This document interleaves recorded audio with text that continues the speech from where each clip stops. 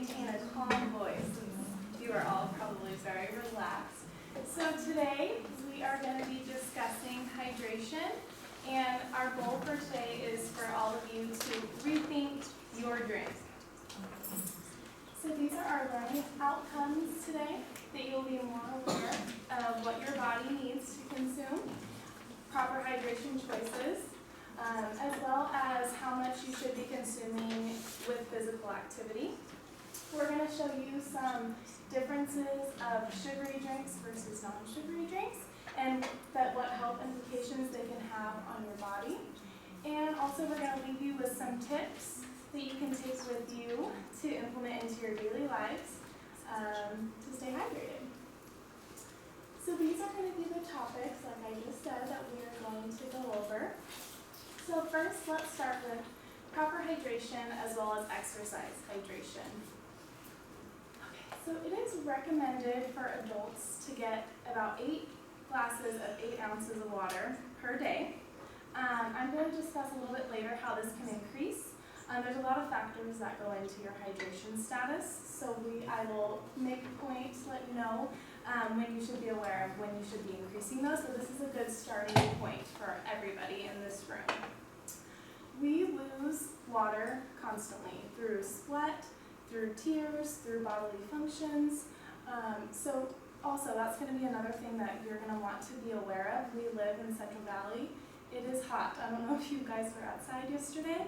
I was outside for 15 minutes and I was sweating. So just be aware of how much you are sweating, and maybe you can take that into what you need to do to increase your fluid intake, especially in the summer. Okay, so yeah, like I said, we lose a lot of water through our bodily secretions and the additional heat. Also, with this, we really want you to be aware of your body and how it's feeling. First signs of hydration are if you even feel thirsty, even just a little bit thirsty, you're already mildly dehydrated. So that's a sign right there that you can be aware of, that you just need to increase your water. Okay, so also another tip for you is to check the color of your urine. In the handout we provided for you, there is a flow chart, if you say, of goal ranges for your urine color. So the top 3 kind of start really, really light. Those are the colors that you want to aim for. The darker and darker you get, the less hydrated you are. So that can be a good way for you to evaluate your hydration status throughout the day.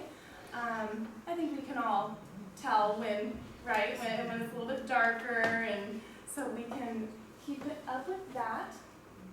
And like I said earlier, if you start feeling thirsty, you're already slightly dehydrated. A headache goes along with this, dry mouth. Those types of symptoms, we're not asking you to be in tune too much, but just those headache, dry mouth, thirstiness, anything like that.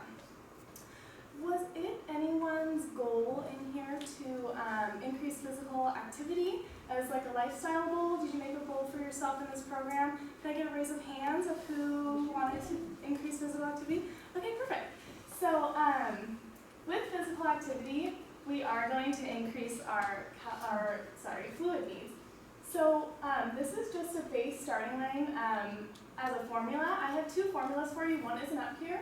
But if you want to take your body weight in pounds and multiply it by half an ounce, should give you roughly a good starting point. Also, your meal plans that your dietetic student provided for you should have the calories you should be consuming. If you want to just take that number and change it into milliliters, it's going to give you about the same number.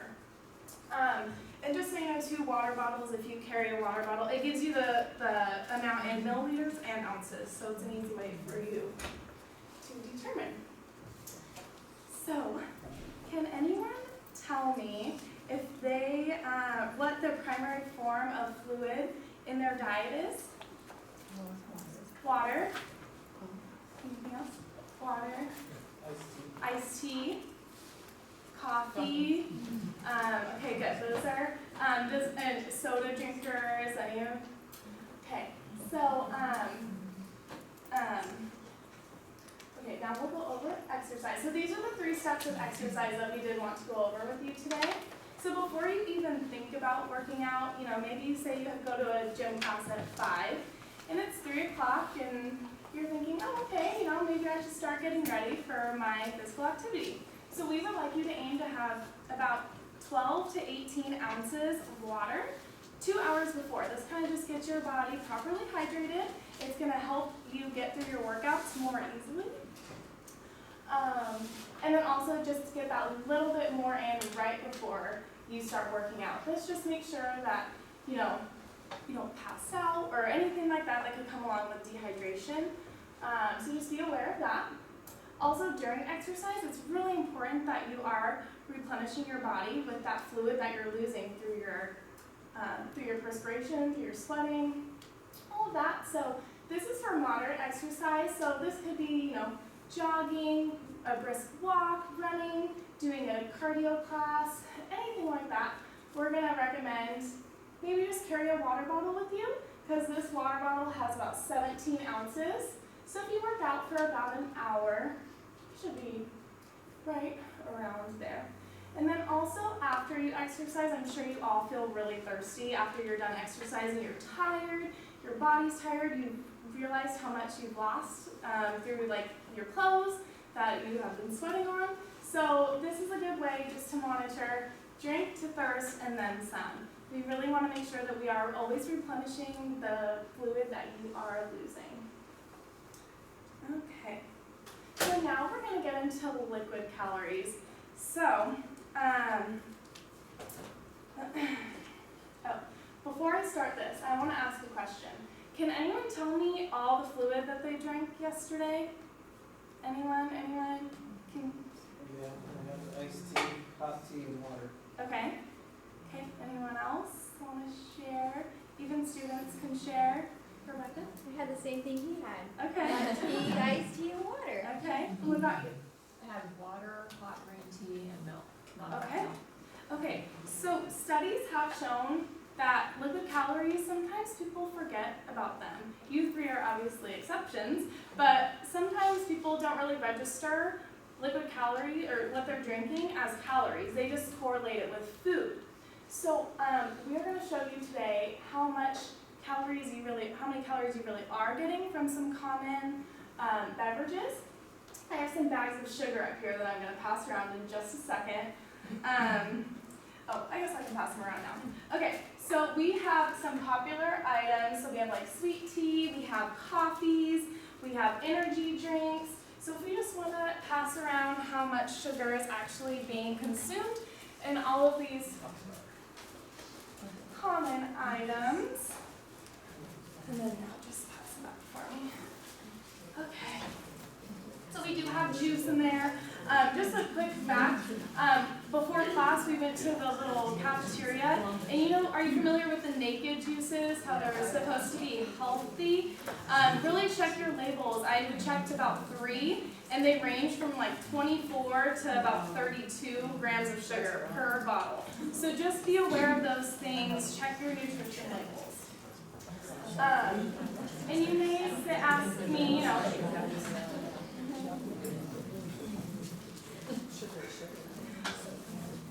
okay, and this is just a fun little fact for, I guess, fun.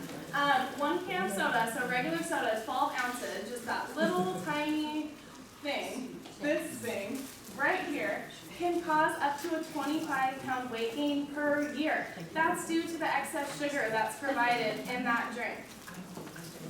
So be aware, and also not just the sodas, but the teas, anything that has the extra sugar, the energy drinks, the coffees, the frappuccinos, all of that. So just be mindful of the sugary drinks that you are drinking, and be aware that they're not really hydrating you like a water or an infused water would.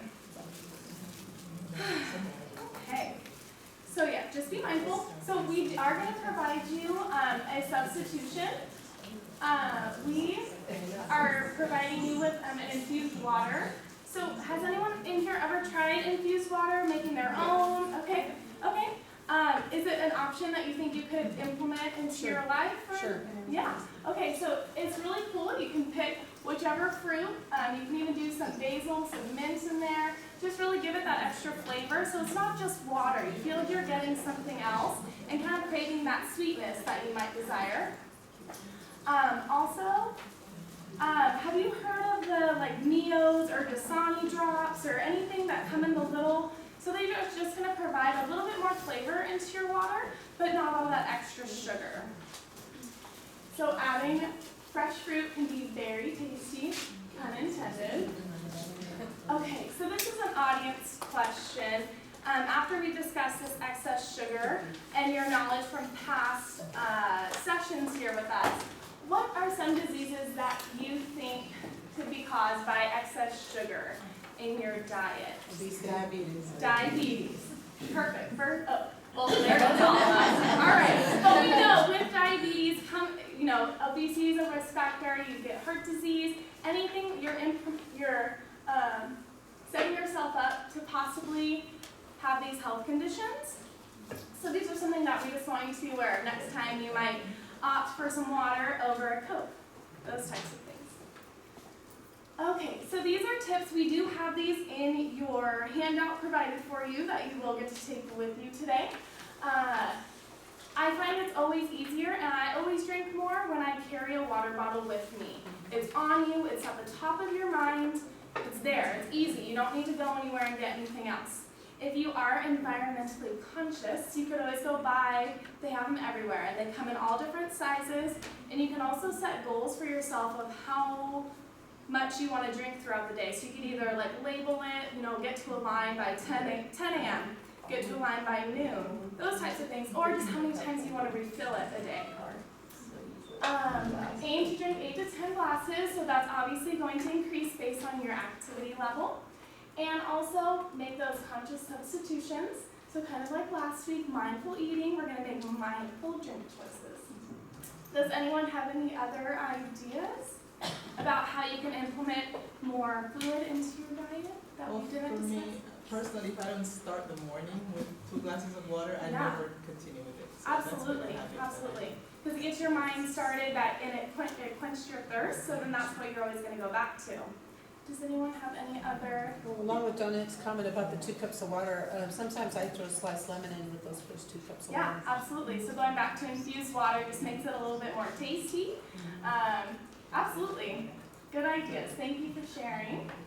So in summary, kind of like we mentioned, so just be mindful of your exercise. Also the elements, it's starting to get hot. It gets really hot here in the summer, so be aware of that. That's going to increase all of our liquid needs. And also, if you drink less sugary drinks, you will decrease your risk of developing diabetes, obesity, heart disease, among other health risks. So, I'm going to leave you with these questions. Would anyone like to share anything that they learned from this presentation that they may not have known before?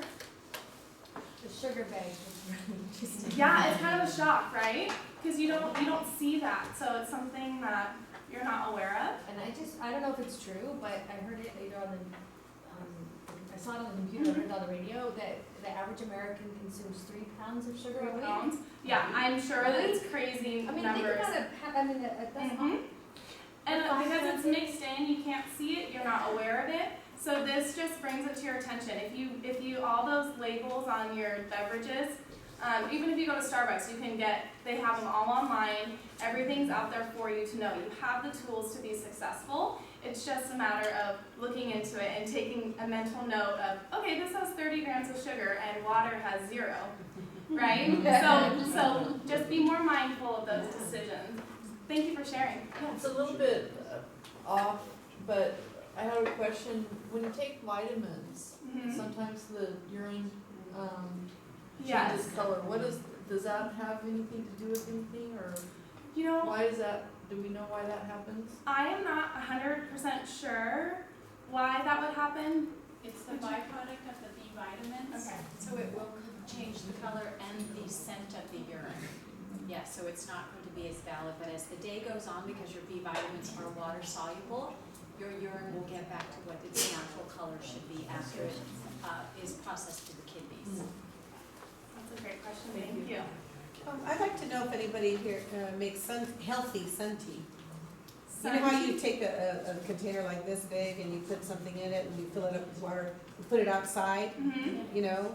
And has anybody done any of that that's I healthy? have not personally, has I do that. anyone? That's how I make my iced tea, and I just don't add sweetener to it. Yeah. Yeah, and what does that do by putting it out in the sun? It's instead of boiling it and steeping it, it seeps it out in the sun for you. Yeah, So so. Celestial Seasonings has some great flavors, the hibiscus coolers, the lemon, that you can just, and you, if you like it stronger flavor, then you put more tea bags in there. Put it in the hottest part, it takes maybe 30 minutes in the peak of summer, because it does, it seeps it out by heating up the water. Yeah, I've seen that, so I Yes, kind of wondered. so you can put some agave in it, or a stevia, if you want some kind of Kind of skirted, Okay. about the myth and fact of diet soda. Diet soda. I knew someone was going to ask this question. There are a ton of studies out there. Diet soda causes cancer, right? We've all heard these studies. Okay, so artificial sweeteners in minimal amounts like they are in diet sodas are not necessarily going to cause cancer. If you're drinking 20 a day, possibly. But that is just something that people have different beliefs. But studies have shown that the minimal amounts aren't going to really affect you. It's just if you're if that's all you consume all day long in those high amounts. Okay, so now, what I ask is Yes. the artificial sweeteners, somebody told me that it's a derivative of a poison. Okay. And so, and then I told my girlfriend who's diabetic, so she researches everything. Yeah. She eats, she says, no, that's not true. Yeah. Yeah, I mean, there's obviously going to be, but the research out there does show that it does maybe have some carcinogenic properties, but only in those high amounts. Is there anything else that you I want would to add just to say that? that sometimes people have a reaction because they have an allergic reaction to it. Yeah. So you just need to be aware of when you're putting a bunch of it into your iced tea, because you want to have a sweetener, it may be an allergic reaction. But in smaller amounts, the Food and Drug Administration has done a multitude of tests and have found it to be safe, especially in pregnant women as well, because I know that's always a concern. So thank you for asking that question. I'm sure that was on everyone's mind. Juicing as opposed to eating especially. Juicing as opposed to eating fruits and vegetables. Something with that you should be aware of is your fiber intake. Sometimes juicing is going to take away that fiber. But I don't know, are you talking about fluid-wise, or how much fluid you're getting from your fruits and vegetables if they're fresh? Or? The benefits, I guess, eating fruit and vegetables because they're doing it. I would always recommend, Either way, you're using your sugars. either way, yeah, fresh fruits have sugars naturally. The only thing with juicing, it's a personal preference. Some people don't go for it, some people do. It's just really up to you. You are still getting the vitamins and minerals that you could get from fresh fruits and vegetables, but there's some things that could be at risk, like fiber, for instance. Okay, is that all for that? Okay, and then can I have a volunteer tell me a substitution that they're going to make today, a more conscious decision? It is Friday, we're starting the weekend, so maybe think of something that you can implement tonight with dinner or during the day here while you're at work, anything like that. Does anyone have a goal? Yes. I'm gonna take a picture and put water and slice some lemon and put it in Perfect. so that it's there and Perfect. sitting in my refrigerator cold and Perfect. ready to go.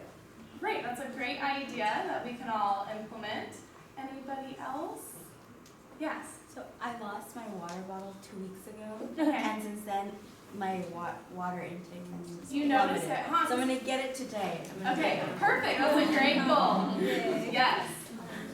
Okay, yeah. I had one that I implemented this week. I found an olive jar that fit in the cup holder Uh-huh. in my car. Okay. So I take one that I can drink, I commute, so. Yeah. But Yeah. And when you're driving, I feel like that's such an unconscious behavior, even though it shouldn't be. But, if you have something right there, and especially if it's water, or, an infused water, something like that, that's a great way to get more fluid in your diet, too. That's a great idea. Thank you. Yes. I also have a bottle of water by my bedside. Absolutely. 'Cause you wake up in the And night I wake and up at sometimes night, I drink some water. Absolutely. And I go back to sleep. And like we had mentioned earlier, to start off with your day with a couple glasses of water really gets yourself going.